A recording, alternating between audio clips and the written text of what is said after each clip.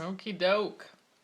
So, we are looking at chapter 20, identifying with your choice, getting the audience to identify with your choice. And I thought this was an interesting chapter, similar to some of the other ideas that he's brought up, but he goes into it in a little bit more depth.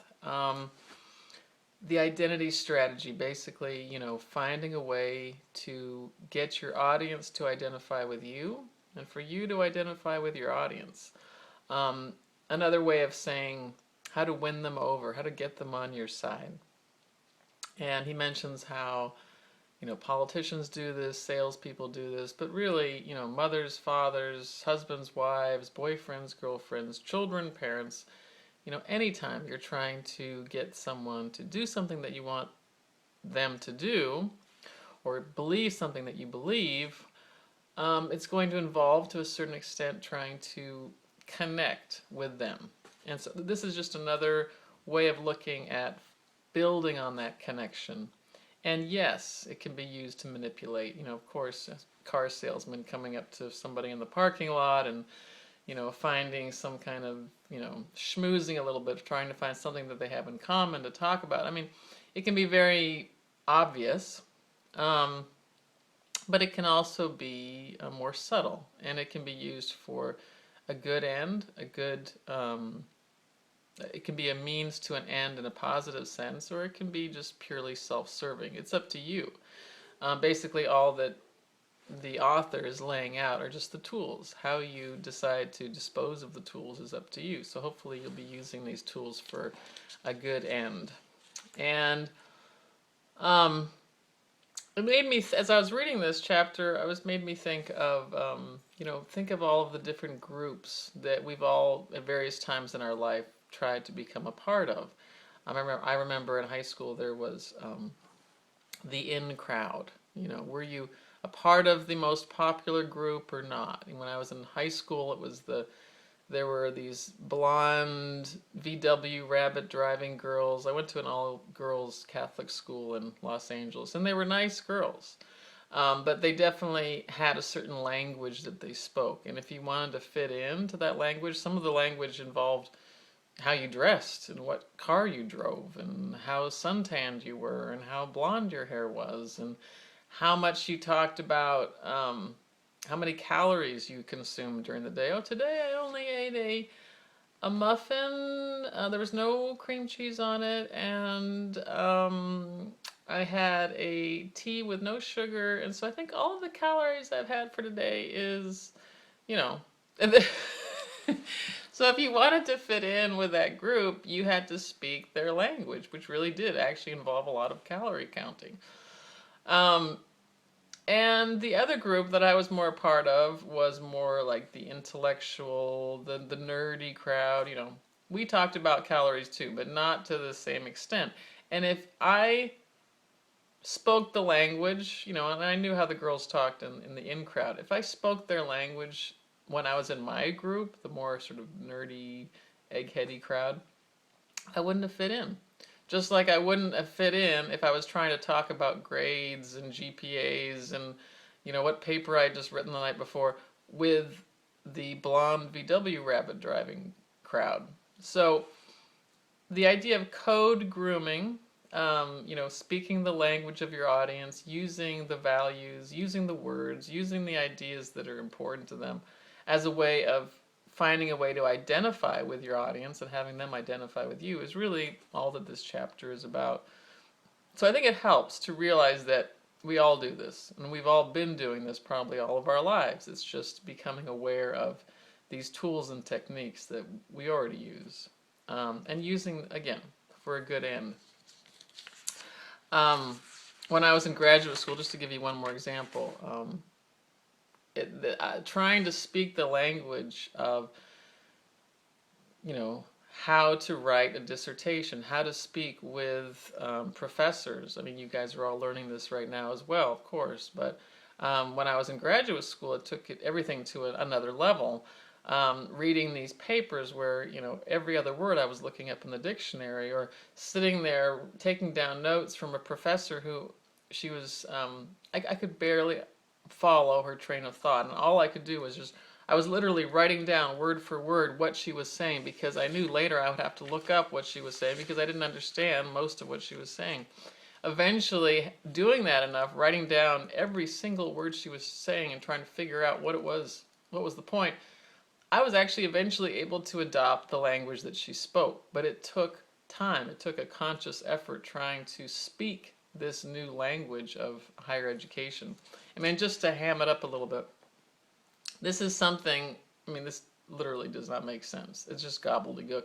But this is the kind of language that I had to learn how to pick up on. So, when the identification of the autonomous region of the subversive element within the dyadic principle is subterfuged by the disingenuous preoccupation with disambiguity, then the performer is paralyzed by a nefarious battle of uncontested epistemological debate within the performative self. And it was sentences like that that would just go on and on and on for, an hour.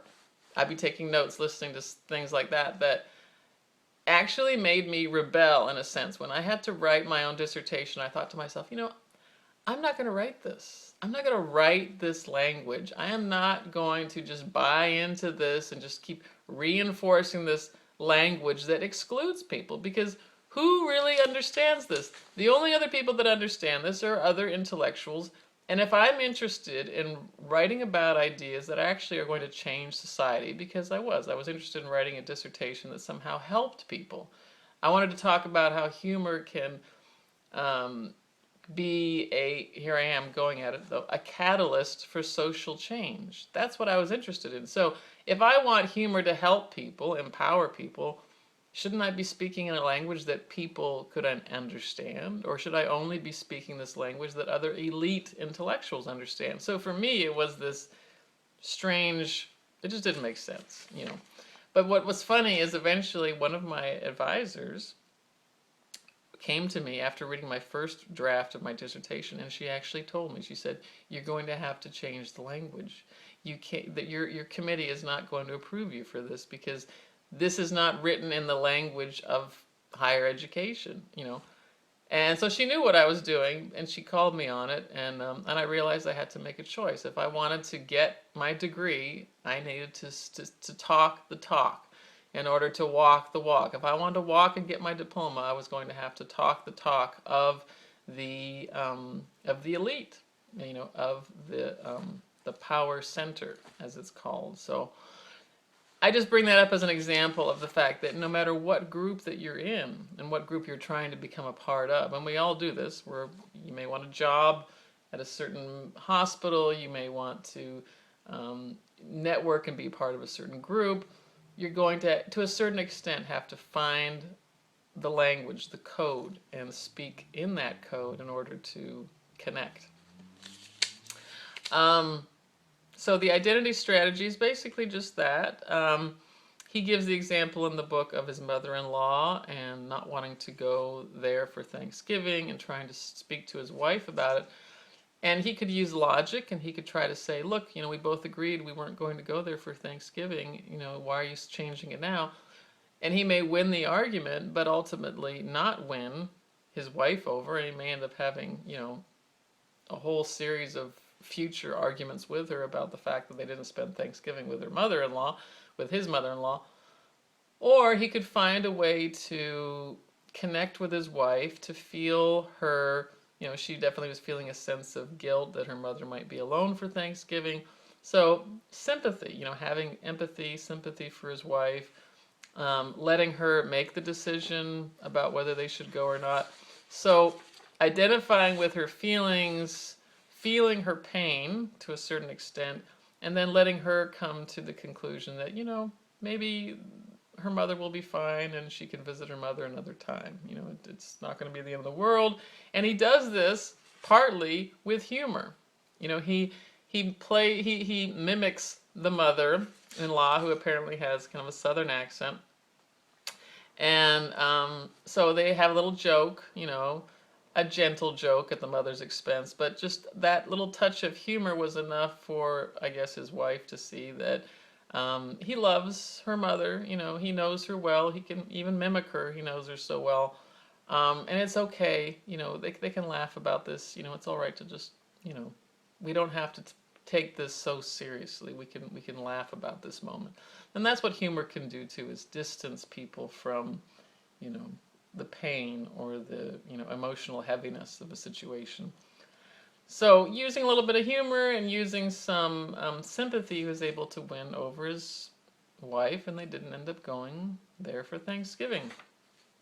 So the last part of this chapter touches on that idea as well of humor and irony. And irony isn't always funny, ha ha, but sometimes it is. The idea that certain people will get a joke and some people won't. The people that do get the joke are part of this in group. They get the irony, they understand it. He and his wife shared this moment because they both know the mother-in-law, so that brings them together. They connect. They know what she's like. And, if the mother-in-law was right there, she probably wouldn't necessarily appreciate being made fun of.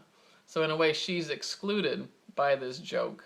But it does bring the husband and wife together. So that's what irony and humor can do. It can bring people together, help you connect with your audience more. But it can also backfire if you don't connect with the values that your audience holds dear. So for instance, if I walk into a room and it's primarily a group of, let's say, Christians, and I come out there with some, anti-Jesus jokes, maybe there's like 2 or 3 atheists in the crowd, I'll connect with them, but I've just excluded myself from all of the Christians in the room. Or likewise, if I end up walking into a room with mostly atheists, and there's maybe 2 religious people, if I make a joke that is an atheist joke, makes fun of atheists, then again, I've just excluded myself. But if I choose the right joke, and I connect with what most of the audience holds dear, you're not necessarily going to connect with everybody, but with most of them, then I've just also helped to cement that identity strategy. I've just made that connection even stronger. But it takes a certain knowledge of your audience, knowing what they will laugh at and what they won't. What do they hold dear and what do they not hold dear? So I'm going to just test the waters right now with you guys, and this is online, so I don't know if you're actually laughing about this or not, but here is an atheist joke, and here is a Jesus joke. So you tell me which you think is funny, or funnier. Atheist joke. What's this fly doing in my soup? Waiter. Praying. Atheist. Very funny. I can't eat this now. Take it back. That's my atheist joke. And Jesus joke. I've got a couple of these just because they're shorter. What's the difference between a real Jesus and a picture of Jesus? It only takes 1 nail to hang up the picture. Ba-dum-bum. And what did Jesus say as he was being crucified? Ah! Okay.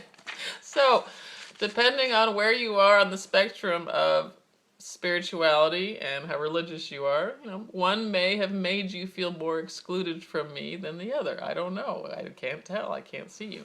But that's why it helps to have a live audience too. So, but you can always write to me. You can email me. You can let me know which joke you thought was funnier. Okay, so that's all for now, and I'll be sharing a few more videos soon. And have a lovely day.